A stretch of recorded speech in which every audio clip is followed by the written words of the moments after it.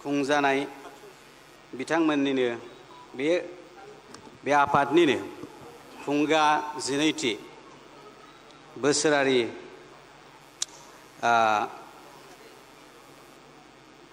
मावफुं मेल अर्थात कनफारेन्स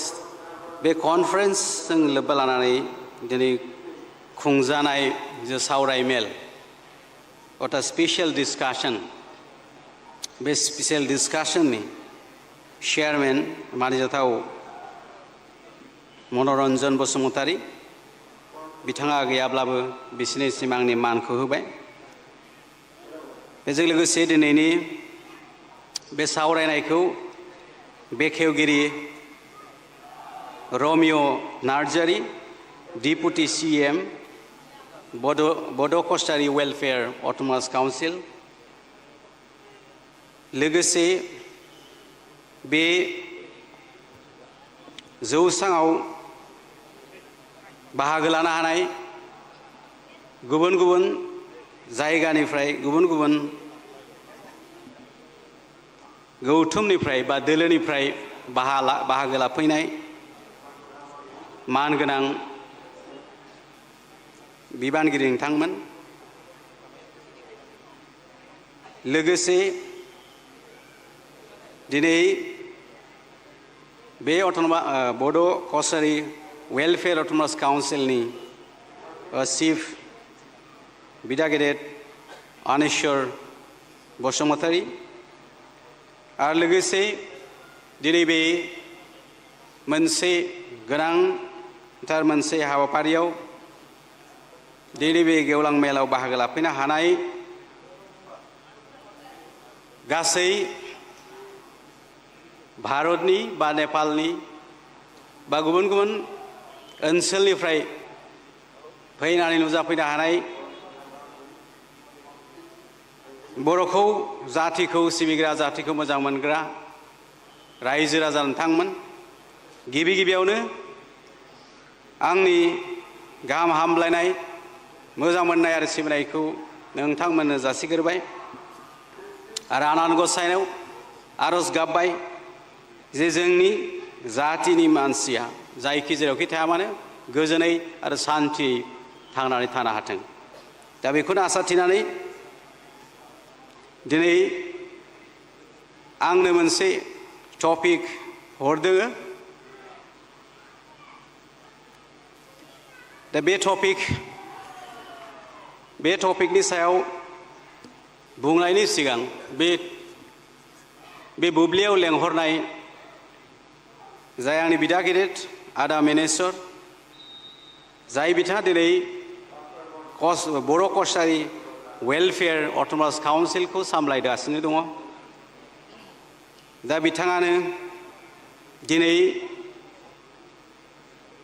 गावनि बेक्तिगत सार्थखौ गारनानैब्लाबो जातिनि गेदेरथार सार्थखौ लानानै बा बिथांजों लोगोसे गुबुन गुबुन बर'नि जायफोर सानसुमैगिरिफोर सानग्राफोर जाति चेतना थानाय सुबुंफोरा दिनै बे गिदिरथार जुदियोबा बे UBPO अर्थात इउनाइटेड बड' पिपोल्स अर्गानाइजेशना खौसेथि बर' सुबुं आफादा दिनै BTCनि बायहेरायाव थानाय बर'फोरखौल' खानानै दोननाय बा बिसोरखौ जयै लाखिनायनि मोनसे आफादब्लाबो नाथाय बे आफादनि थांखिया जोबोद गुवार अर्थात सारा मुलुगाव जेसेबां बर'फोर दं बे बर'फोरखौ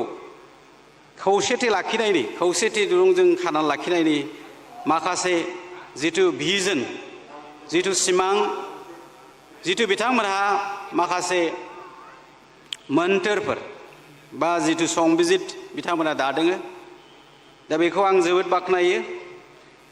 आं बेखौ बरायो। दा गतिके बिथांमोननि जिथु साननाय बिथांमोननि जिथु मावनाय जे साननायखौ बिथांमोनहा जोनोम होदों जे साननायखौ लानानै दिनै मोगथांमोनाव खामानि मावगासिनो दं। दिनै बिथांमोनहा दिनै गोलाव सम हाबा मावबोबाय गोबां हाबा मावबोखांबाय बा मावबाय थाबावगोन। दा आंहा गिबियावनो आं बुंखाना लानो सानो जे आं खुनु राजनितिनि मानसि नङा सासे आं फोरोंगिरि बेबो आं थुनलाइनिसो फोरोंगिरि दा गतिके बिदा गेदेर अनेस्वर बसुमतारिया खावलायनाय लेखायै दा बे मोनसे आयदायाव आं बुंनो गसंदोङो नाथाय जिहेतु आं बे राजखान्थिजों आंहा जेबो सोमोन्दो गैया राजखान्थिनि सायाव आंहा जेबो गोथौ गियानबो गैया नाथाय खालि बेनोल' जे आं सासे नोजोर बोआरि सासे अबजार्भार हिसाबै जों थांनाय दहायनो जों फुङावनो खोनादों जे बर'फोरा गोबां दाबि दावाखौ लानानै गोबाव समनि सिगांनिफ्रायनो 19 जौथाइनि 20 जौथाइनि जागायजेननायनिफ्रायनो थुनलाइनि जावरिनाय माबा रावनि जावरिखांनाय रावनि आन्दलन नाना धरन आन्दलन जों खालामबोदों 1973-74 मायथाइनिफ्राय लानानै दासिमबो जों 2026 मायथाइसिम जों दासिमबो आन्दलनावनो दं आन्दलनखौनो खालामगासिनो दं आन्दलन खालामनो गोनां जागासिनो दं दा गतिके भारतबर्षआव गोलावसिन आन्दलन खालामग्रा जाति होनोबा बे बर' जाति दा गतिके दासिमबो खालामगासिनो दं दा गतिके जों दिनै गोसोखांनांगोन जोंनि बड'फा उपेन्द्रनाथ ब्रह्मआ बिथाङा 1987 मायथाइनिफ्राय गोख्रों बर' सोमावसारनाय लाबोनानै गोबां रोखोमनि दाबि दावा होलांदोंमोन गोबां रोखोमनि डिमान्ड होलांदोंमोन बिथाङा जोंनो गासै मोन 29 डिमान्डफोर होलांदोंमोन दाबिफोर होलांदोंमोन बिथाङा बै समावनो why separate state why a separate state होननाय मोनसे मेमोरेन्डाम प्रेसिडेन्ट अफ इन्डिया होम मिनिस्टार अफ इन्डिया नखर मन्त्रि आरो आफादगिरिनो बे मेमोरेन्डामखौ गोसोखां बिलाइखौ गथायनाय जादोंमोन बेवहाय गासै मोन 29 डिमान्ड 92 डिमान्डफोर दंमोन 92 पॉइंट्स 92 डिमान्ड्सफोर दंमोन दा दिनै जों आन्दलन खालामनानै फैयै थामथि गोरोबथा जाफैबाय दहाय बेखेवगिरिया बुंखांबाय जों माखासे मोननो हाबाय बिथां बुंनाय बादिबा जों बस्थासे मोनबाय खिन्थु जोंनि खामानिया आसोल जाफुंनायाव खिन्थु दासिमबो आद्रा जानानै थाबाय माने जाफुंनायखौनो मोनसेबो खामानिखौ नुवाखसै गासै 92 डिमान्डफोरनि जाय डिमान्डफोरखौ होलांदोंमोन बिसोरनि बुंनो थाङोब्ला खावसेखौनो जों मोनबाय खावसेखौ मोनदोंबाबो नाथाय मोगथां मुलुगाव दासिमबो जाफुङाखै दा जाफुङैनि गोबां जाहोनफोर थानो हागौ बा बेफोरखौ मोनखांनायनि उनावबो मा जों नुदों दा थांनाय माखासे बोसोरफोराव जों मा अभिगथा जाखो जोंहा मा रोंगौथि मोनखो मा जों नुबाय थाखो जोंनि गेजेरावहाय माखासे जाथावै नुथावै माखासे जों बेफोरखौ नुगासिनो दं दा बेफोरखौ बुंनायनि सिगांनो आङो आंनि टपिकआव फैनोसै आंनि टपिकखौल' एसे डिफाइन खालामग्रोनो सानदों आं बा बुंफोरनो सानदों जे the urgency of united political movement for resolving the issues of Bodos दा जथायै मोनसे बर' सोमावसारनायनि मोनसे गोनांथि जानानै फैदों माखासे बर' इस्युफोरखौ रिजल्भ खालामनायनि दा मोनखांनायनि उनाव मानो रिजल्भ खालामनो थाखाय आरो जोंनो आन्दलन खालामबावनो सोमावसारबावनो मानो गोनां जाखो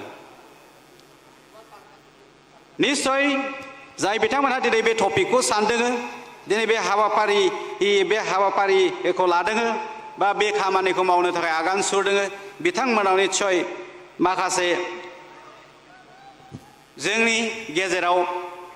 गोबां जाफुंसारै माखासे इश्युसफोर दंबायो आरो गोदानै जाखानाय माखासे इश्युसफोर दंबायो दा बे इश्युसफोरखौ फोलोमनांगौबा जों जुदि मोनफुंनांगौब्ला जों जुदि मावफुंनांगौब्ला जों जुदि इमप्लिमेन्टेसनखौ जुदि मोजां खालामनांगौबा सरकारखौ जुदि खालामना होनांगौब्ला जों खौसे जाग्रोनांगोन दा खौसे जायाबा जेबो खामानि जानाय नङा दा खौसेया माबोरै जागोन राजखान्थि हान्जा जोंनि मानसिफ्रा गोबां दोलोआव हाबनानै दं गोबां आइडिय'लजियाव दं गोबां हान्जायाव दं गोबां आलादा आलादा साननाय दं गोबां गावबा गाव सिमां दं बेक्तिगत माखासे स्वार्थबो थाबाय दा गतिके बिदि थानायाव माखासे उदां राजखान्थि दोलोफ्रा राजखान्थि दैदेनारिफ्रा माबोरै खौसे जागोन बेबो गिदिर बाथ्रा साननो गोनां बाथ्राया बेनो जे भारतखौ जों जयैनो सोमावसारनानै जों उदांस्रि मोनबाय उदांस्रि मोननायनि उनावनो किन्तु जोंहा गंनै हादोर इन्डिया आरो पाकिस्तान सोमजिबाय गावबा गाव स्वार्थखौ लानानै गावबा गाव भिजन सिमांखौ लानानै दा बिदिनो गावस्रानानै दिनैसिमबो जों बुलायबाय थाबाय जुद्ध नांबाय थाबाय दा बिदिनो जोङो 1987निफ्राय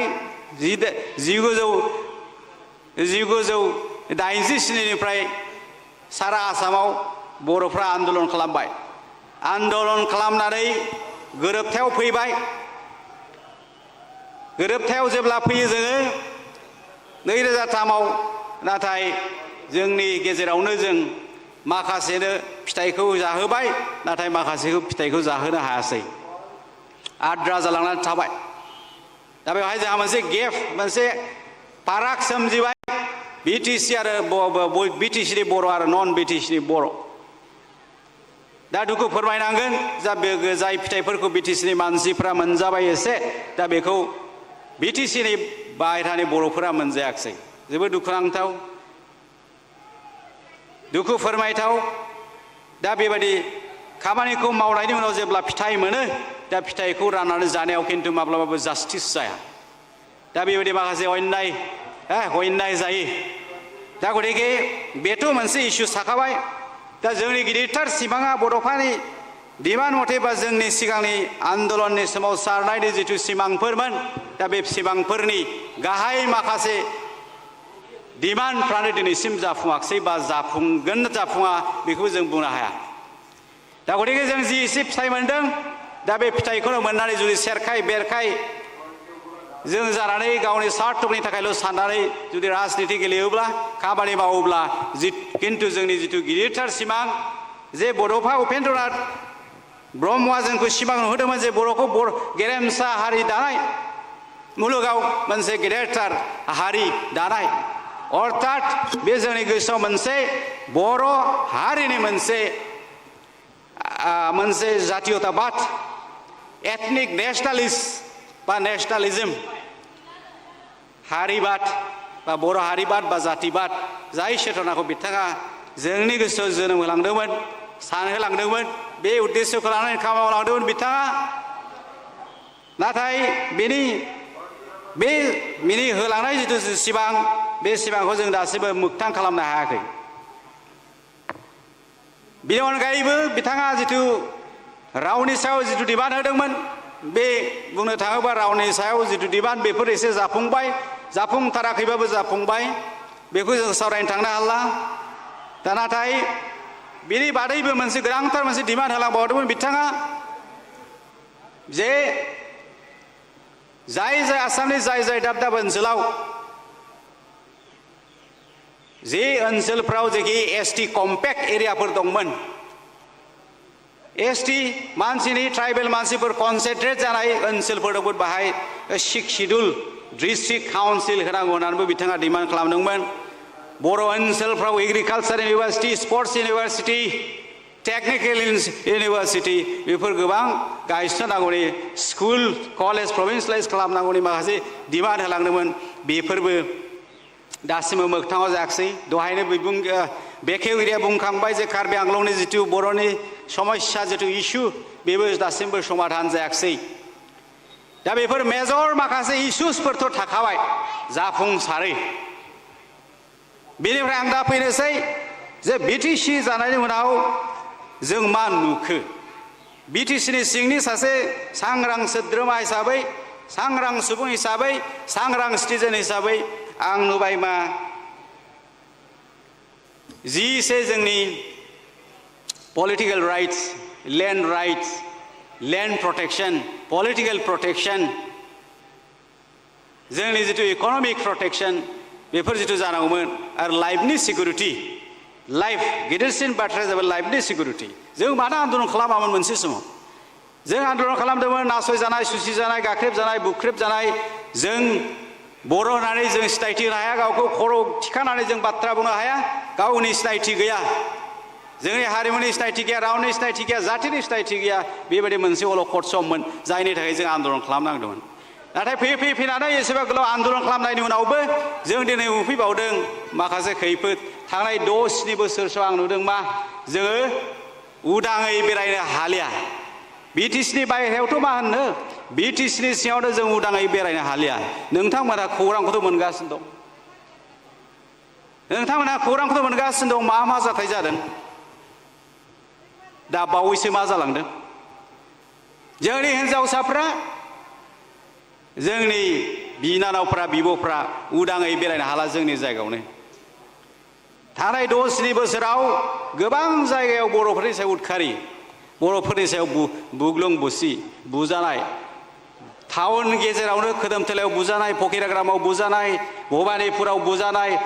कारिगावआव बुजानाय गसाइगावआव रेप खालामजानाय सेरफांगुरियाव रेप खालामजानाय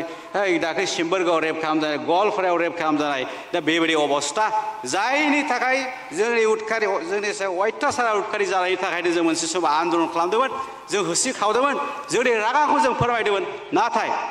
दिनै बै अबस्था बै थासारियानो जोंनियाव आरो फैफिननायखौसो जों नुदों आङो बेसिकेलि बबेबा मोनसे राजखान्थि हान्जानि जाना बुङाखै आं सासे बे अबजार्भार नोजोर बोआरि हिसाबै बुंदों माखासे मानसिफ्रा बेनि सायाव दुखु मोननो नाङा बा आंनि सायाव बधाय अजदखौ थानाङा होननानै आं सानो दा बिदिनो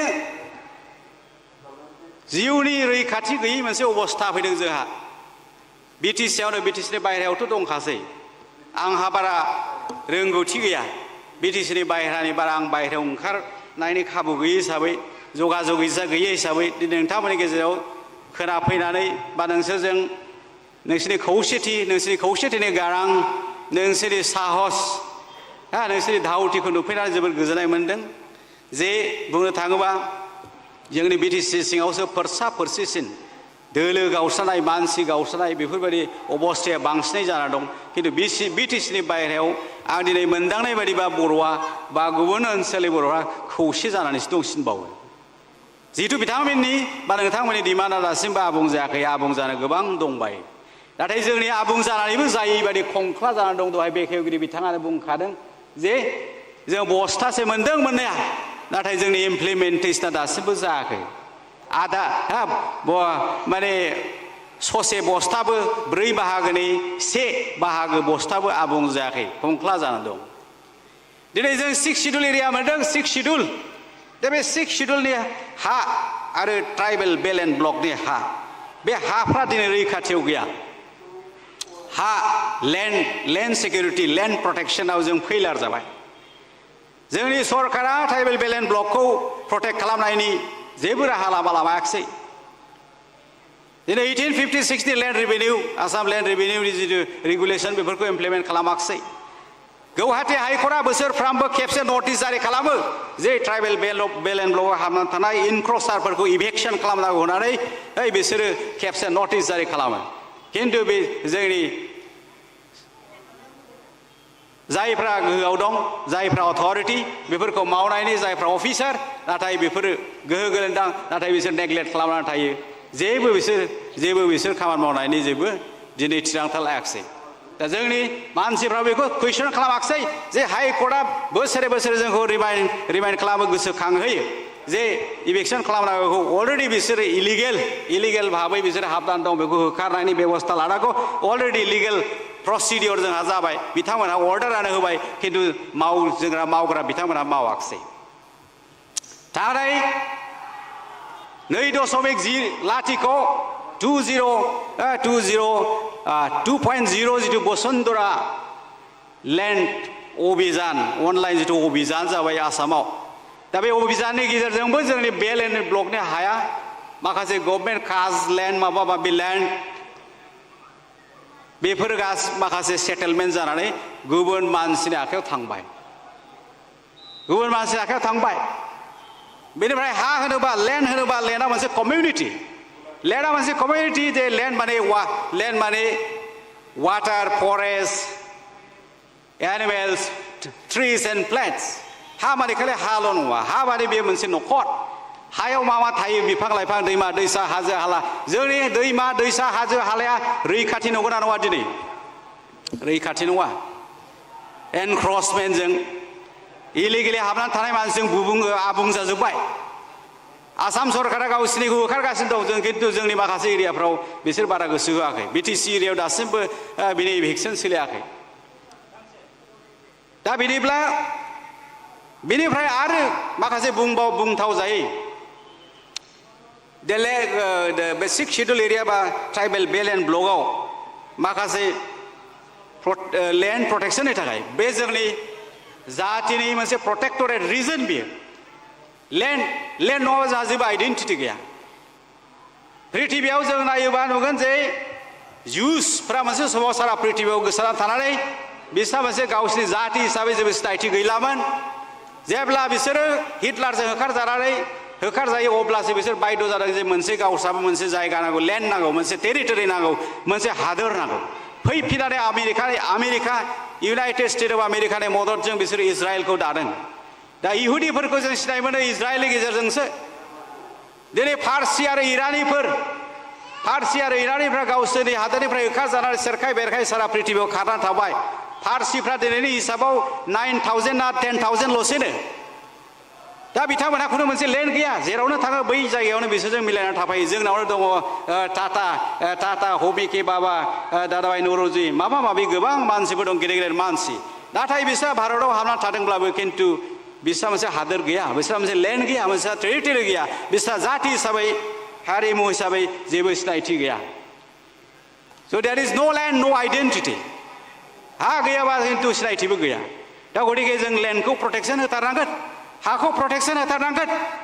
जोंनि ट्राइबेल जातिफ्रा जोंनि हाखौ जोंनि हाग्राखौ जोंनि दैखौ जोंनि दैमा दैसा हाजो हालाखौ लानानैसो जों जोंनि सिनायथिखौ होयो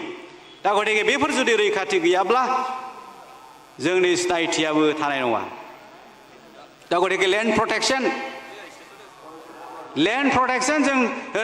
होथारनांगोन आरो होनो नाजाथारनांगोन बेनिफ्राय फैदिनि पलिटिकेल राइट्स जोंहा पलिटिकेल राइट्सआव माखासे इस्यु जाबाय जोंनो नायल' जाल' सारा जों रेकर्ड 2011 सेन्सास रिपर्ट मथे बर'फ्रा 1,45,00,000 दङ आसामाव नाथाय जोंनो साबेसे MP रिप्रेजेन्टेटिभ होदों अरुणाचलाव 11 लाख ना 12 लाखल' पपुलेसन दङ बिसोरनो सानै MP होदों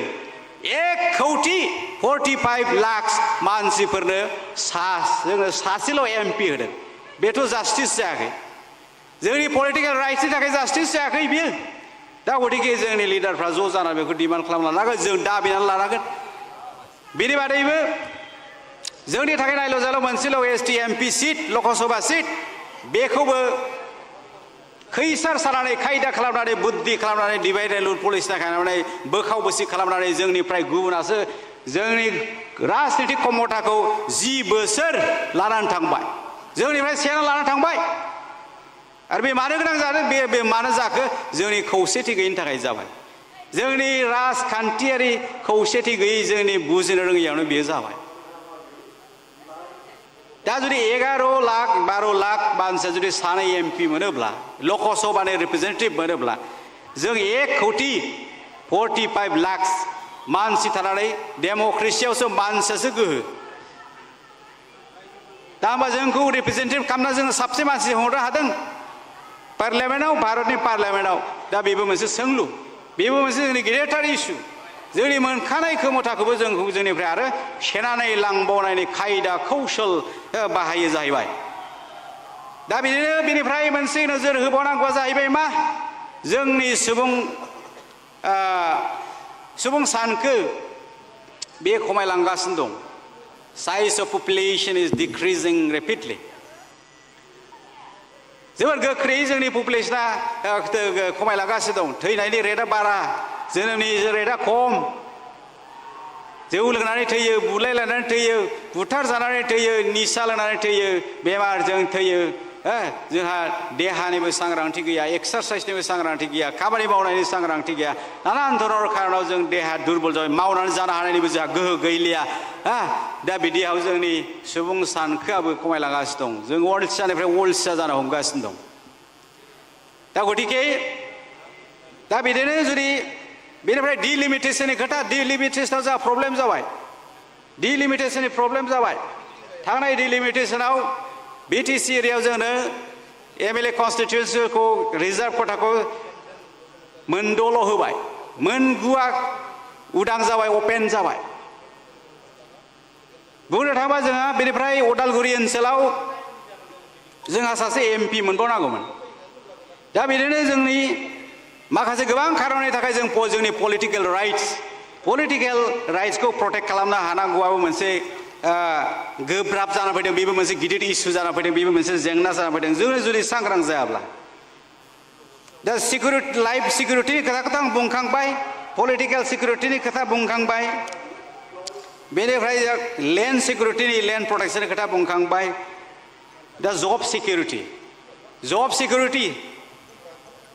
आं जेसेबां हायो एसेबां सुंद'यै फोजोबनो नाजागोन दा जब सिकिउरिटिबो गैया जानो हमगासिनो दं माब्रैहाय जब सिकिउरिटि गैया जानानै दं सारा पृथिबियावनो बा सारा भारतआवनो दिनै जबनि बाजारा साख्रिनि बाजारा जोबोद कम्पेटिटिभ जोबोद बादायनांगौ जानानै फैदों हाइलि कम्पेटिटिभ जाबाय बेनिफ्राय इन्डिया सरकारा थाबैनो रिजार्भेशन पलिसिखौबो सोलायनो हागौ बुरिउक्रेटिक डिसिसन दं सिङाव बुरिउक्रेटिक डिसिसन जाय डिसिसनाखि बिसोरो माखासे रिजार्भेशन पलिसिखौनो सोलाय सोल' खालामनो नागिरदों स्ट्राक्चारखौ चेन्ज खालामनो नागिरगासिनो दं खालामदोंमोनबो थांनाय 2015 आरो 16 निफ्राय बिसोरो माखासे पलिसि लाबायमोन जे रिजार्भेशना मोनसे अफिसाव मोनसे अनुष्ठानाव मोनसे फसंथानाव डिपार्टमेन्टनि बेसिसाव जानांगौ बे डिपार्टमेन्ट बेसिसाव जुदि जायोब्ला रिजार्भ सिदा 5 नम्बर आरो 2 नम्बरनिफ्रायसो आरम्भ जायो होनोब्ला मोनसे डिपार्टमेन्टआव मोनसे अनुष्ठाननि मोनसे फसंथाननि मोनसे अफिसनि डिपार्टमेन्ट मोनसेयाव बेसेबां मानसि थायो साब्रै साबानि बारा मानसि गैया अर्थात बिनि ओंथिया जादोंमोन मा बै रिजार्भ खथाखौनो थिउरिटिकेलि दोननानै प्रेक्टिकेलि गैयै खालामनो नागिरनाय मोनसे अभियानबो लाबोदोंमोन आरो बेखौ बिसोर लाबोफिननायनिबो प्रसेसआव दङ दा बेनिफ्राय ST रिजार्भेशना माखासे इन्टारनाल डिभिजनबो जानो हागौ इनकामनि सायाव सोनारनानै माबा धोरोमनि सायाव सोनारनानै आरो बोखाव बोसि खालामनो नागिरबावनायनि माखासे बुरिउक्रेटिक प्लेन पलिसि दंबायो बेखौबो सम सम जों खोनानो मोनो बुरिउक्रेट्सफोरनिफ्राय बेनिफ्राय जोंनि प्रभिन्सियेलाइज स्कुलफ्रा बेसिकेलि टाउन सोहोर एरियायावहाय टाउन ओनसोलावहाय नुनो मोनदों जे सेमि आर्बान एरियासफ्राव टाउन सोहोरनि खाथि खाला गामिफ्राव बा माखासे गामिफ्राव जोंनि फरायसालिफ्रा LP स्कुल ME स्कुल बन्द जालांगासिनो दं खिन्थु जों मोनसे बुस्थुखौ नोजोर होनाया गाहाम दे जोंनि बांसिन साख्रियानो फरायसालियावसो दं मास्टार साख्रि मावनानै जाजेनदों बर'फ्रा बिजनेस रोङै समाव राजनितियाव ओंखारनाय समाव रोङै समाव दा गतिके जोंहा बांसिन साख्रियानो मास्टार साख्रि LP school ME school high school दासिमबो रोजा रोजा मानसिफ्रा बेवहाय जों साख्रि मावनानै जानानै दं नाथाय दिनै जों नुगासिनो दं स्कुलफ्रा गंसेनि उनाव गंसे बन्द जालांगासिनो दं छात्र गैया फरायसा गैयिनि थाखाय बबेबा फरायसालियाव बबेबा LP स्कुलाव बबेबा ME स्कुलाव सा6 सा7 सा10 सा15 बिसिमल' दङ नैबे गुणोत्सवआव आङो थांनानै नुबाय बोसोरसेयाव 6टा स्कुल भिजिट खालामनाय जादोंमोन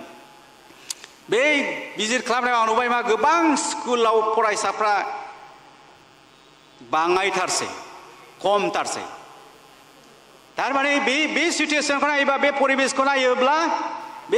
नायोबा जोंनि फैबाय थानाय 15 बोसोर 20 बोसोराव बे स्कुलफोरनि अबस्थाया गाज्रि जानोसै माने बे थांनानै थाहैनायनि खुनु मोनसे परिबेस गैहैला दा साननांगौ बाथ्राया जादों बे स्कुलफ्रा थैनानै थाङोबा जोंनि साख्रिफ्रा ब्लक जाजोबसै बे साख्रिफ्रा केन्सेल जाजोबसै बै फरायसालिफ्राव थानाय पस्टफ्रा गासिबो गैयै जालांजोबसै बेफोरखौ गभर्नमेन्टआ बन्द खालामजोबसै डिलिट खालामजोबसै दा जों मोनगासिनो दं बोसोरब्रैसो सिगांबो जों खोनानो मोनदों बे जे 600 टिचिं पस्ट गभर्नमेन्टआ अलरेडि क्ल'ज खालामबाय दा बिदिब्ला बेवहाय जेंनाया गोबां रोखोमनि जेंना दं सामाजिक जेंना दं जोंहा मरेल डिसिप्लिननि खोथा दं स्कुलफ्रा थैनानै थाङोबा बै ओनसोलफ्राव आरो साख्रि मोननायनि मोनसे खाबुआबो जोंहा जोबगासिनो दं बेनिफ्राय जों जे बुंबाय थादों जोंहा जोंनि रावखौ रैखा खालामनांगौ जोंनि रावखौ बासायनांगौ जुदि बर' बिजोंनि राव स्कुलफ्रानो जुदि थैनानै थांजोबोब्ला सोर फरायसाया फरायगोन सोर फरायसाया थुनलाइ लिरगोन सोर फरायसाया उनाव फैनानै जिहेतु दिनैनि फरायसायानो गामोन बिसोरनो जोंनि बे रायजोनि जोंनि बर'नि सुबुं समाजनि सुबुं सोद्रोमा साफा सोद्रोमा जाहैगोन जुदि बे सोद्रोमाफ्रा जुदि गुबुन बिजोङावसो बांसिन थांनानै थाहैयोब्ला होमबा जोंनि भाषानि आन्दलन खालामनाया भाषाखौ इथिल' सोहैनाया बे भाषायाव राव बे थुनलाइ एरहोनाया बेनि ओंथिया मा जागोन बेफोरखौ सोर बजबफैगोन बेफोरखौ सोर फेहेरफैगोन बेबो साननो गोनां बाथ्रा जाना फैदों बेनिफ्राय गभर्नमेन्टआ गोदान पस्ट सृष्टि खालामलिया जेबो गोदान पस्ट सृष्टि खालामलिया दा आउटसर्सिंजों सालायगासिनो दं गोबां अनुष्ठानफोरखौ आरो मोनसे दोहौ फैबावदों 2030 मायथाइनि उनावनो बिसोरो गोजौ अनुष्ठानफोरनि गोजौ फसंथानफोरनि कलेज इउनिभारसिटिफोरनि पस्टफोरखौ बिसोर टार्म पस्ट खालामजोबनायनि मोनसे प्लेनिंआव दं टार्म पस्ट खालामजोबसिगोन टेम्परारि 3 बोसोर 5 बोसोरनि बिदि टेम्परारि खालामसिगोन दा होनबा जब मार्केटआव जब सिकिउरिटि दंना गैया जोंहा जाय पस्टनि थाखाय जों रिजार्भेसन माबा माबि खालामगासिनो दं खिन्थु बेफोर जब सिकिउरिटियाबो सानना नायोबा बिजिरना नायोबा गैयि फारसे फैगासिनो दं दा बिदिनो दा होनोबा गोबां जेंनानि खोथा आं बुंबाय दा बेफोर जेंनाखौ बेफोर इस्युसफोरखौ रिजल्भ खालामनांगौबा जों एसे गोबाव आन्दलन खालामनानै माखासे फिथाइ मोनखांनायनि उनावबो जुदि बे इस्युसफोरखौ जों समाधान खालामनो हायाखिसै मानो हायाखिसै हायैनि गोबां खारनफ्रानो जाबाय जोंनि गेजेराव गावस्रा गावस्रि बेले बेजे दा बेनि थाखायनो जोंनो नांगौ जादों दा जोंहा मोनसे आर्जेन्सि फैदों जे जोङो पलिटिकेलि जिहेतु जोङो हाथियार लानानै मास मुभमेन्ट खालामनानै सुबुं गौमा हानजा सुनानै जोंहा सोमावसारबाय थानायनि सम गैला दा सोमावसारनायनि स्ट्रेटेजिखौ सोलायनांसिगोन डेम'क्रेटिक हादोराव डेम'क्रेसियाव सुबुं गोहोआनो सबसे गेदेरसिन गोहो दा बे गोहोखौ जों जथायनानै जुदि खामानि मावोब्ला जायनि खुनु खामानि गैया डेम'क्रेसिनि गोहोआ जों साफ्रोमनावबो दं जों साफा मानसिनावनो दङ बे गोहोखौ जे बे पावारखौ बे पलिटिकेल पावारखौ जोङो भटनि गेजेरजों माखासे रिप्रेजेन्टेटिभफोरनो हरनानै बिसोरखौ जोंनि समाजखौ जोंनि रायजोखौ जोंनि हादोरखौ सालायनो थाखाय जोंनि पावारखौनो बुथुमनानै बिसोरनो हरनाय जायो दा गतिके डेम'क्रेसियाव अर्थात डेम'क्रेसियाव बुंनो थाङोबा राजनितिका मा अर्थात पलिटिक्सआ आसलते साफा सुबुंनाव थानाय जिथु गोहो बे गोहोखौ बुथुमनानै ज' खालामनानै माखासे मानसिफोरनि गेजेरै माखासे नेम खान्थिनि दारै बिधि बिधाननि दारै बै समाजखौ बै हादोरखौ बै जायगाखौ बै रांखान्थिखौ सामलायनाय आरो सालायनाय होनबा बे राजनितिनि गोहोखौ रानलायनाय लाज्लायनाय बेजोंनो जोंखौ सामलायनाय बा बेजोंनो खामानि मावनाय बेनो मोनसे पलिटिक्स गुवारै बुजिनो थाङोबा बेनो पलिटिक्स होनबा पलिटिक्सनि गोहोआ जोंनावनो दं बे पलिटिक्सनि गोहोखौ जुदि ज' खालामनानै जुदि जोङो जथाय राजखान्थि सोमावसारनाय जुदि मोनसे दोहौ लाबोयोबा बा जावरिखाङोबा बेनि गेजेरजों जोंनि जिथु आद्रा थानाय माखासे खामानिफोर बे इस्युसफोरखौ जोङो रिजल्भ खालामनो हागोन समाधान खालामनो हागोन बोस्रांनो लानो हागोन सुस्रांना लानो हागोन आरो बै आद्रा जानानै थानाय माखासे जोंनि मोननो हानाय सरकारजों होजानाय माखासे जिथु जोंनि सुबिदाफोर बे सुबिदाफोरखौबो जोङो आबुङै इमप्लिमेन्ट खालामनानै लानो हागोन बेनिखायनो जोंनो नांगौ जादों दिनै जोंनो बेनिखायनो दिनै नांगौ जानानै फैदों मोनसे खौसेयै राजखान्थियारि सोमावसारनाय अर्थात जायखि जेखि दोलोआव थाया मानो जायखि जेखि आइडिय'लजियाव थाया मानो जायखि जेरावखि थाया मानो जोङो मोनसे कमन इन्टारेस्ट सरासनस्रा मोनसे जोंनि थांखिखौ लानानै जोंनि जातिनि स्वार्थखौ सिगाङाव दोननानै जों जुदि खामानि मावबाय थायोब्ला जों जुदि खामानि मावनो सानोब्ला बा जों जुदि बे डिसिप्लिनजों थाङोब्ला निश्चय जोंनि जिथु आद्रा जानानै थानाय माखासे इश्युसफोरखौ जोङो मावफुंनो हागोन होननानै सानो नाथाय राजनितिया मोनसे ओरैबायदि बुस्थु राजनितिया माब्लाबा मानसिखौ ज' खालामो माब्लाबा मानसिखौ बोखाव बोसि तेर बेतेरबो खालामो दा राजखान्थिखौ जुदि जों जुदि मोनसे कमन इन्टारेस्टआव दोननानै जुदि राजखान्थिखौ बजबनानै लायोबा राजखान्थिखौ गेलेयोबा बा राजखान्थिखौ जुदि मोजां खामानियाव जों जुदि बाहायनो हायोब्ला जों खौसेबो जानो हायो मानोना मोनसे राष्ट्रआ मोनसे हादोरा मोनसे पलिटिकेल न'खर राजखान्थियारि न'खर पलिटिकेल होम a nation is a political होम मोनसे नेशना आसलते राजखान्थियारि न' सोनाबजों साहाजों खोलाजों नुज्लाया खोनालाया किन्तु जों मोनसे आइडिय'लजि मोनसे कमन पलिटिकेल इन्टारेस्टआव दं जोंहा मोनसे कन्स्टिटिउसन दं जोंहा मोनसे आइडिय'लजि दं दा बे आइडिय'लजि बे मोनसे कमन पलिटिकेल इन्टारेस्टखौ लानानै जों बेसेबा गिदिर भारतबर्ष मोनसे न' लुदों जों बे मोनसे न' राजनितिक न' स' राजनितिखौ खौसेथिनि दारै खौसेथिनि नोजोरजों नायोबा बाहायोबा आजावलायनानै लायोबा किन्तु बे मोनसे मानसिखौ खौसेथियाव लाखिनायनिबो गुबुन गुबुनाव खौसेथि लाखिनो हानायनिबो इउनिटि एन्ड डाइभारसिटि लाखिनो हानायनिबो मोनसे फर्स बेयो मोनसे गोहो नाथाय बेखौ जुदि बुजियाब्ला नाथाय बियो जोंखौ डिभाइड एन्ड रुल बा डिभाइडबो खालामो फोरसा फोरसिबो खालामो दा गतिके बेनिखायनो बे पलिटिकेल कमन इन्टारेस्ट जोंनि जातिनि स्वार्थनि थाखाय गेरेमसा हारि दानांगौनि थाखाय बर' जातीयताबादखौ लाखिलांबाय थानांगौनि थाखाय आरो जोंनि जिथु दिनै जों जेरावहाय मोननानैबो मोनै बायदि जों खैफोदाव दं माखासे खैफोदाव दं दहाय आं बुंनाय बायदि जे जों खर' थिखोनानै बाथ्रा बुंनो हायैबो मोनसे अबस्था फैदों